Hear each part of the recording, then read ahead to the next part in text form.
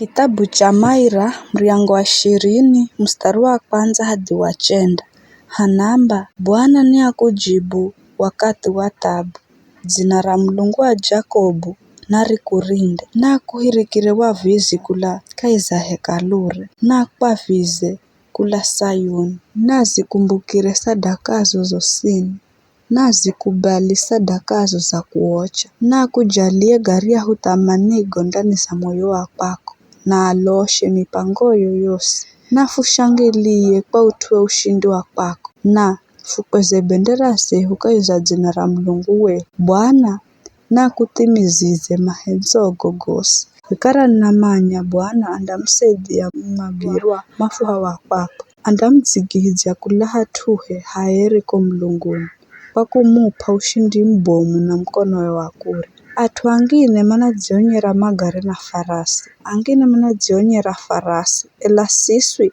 funadzionyera dzina ra Bwana Mulungu wehu. Ao manakwala na kubwa, ela siswi funarungarara na kuima imara. Hewe Bwana mpe ushindi mtawali, fujibu kufukwi haho.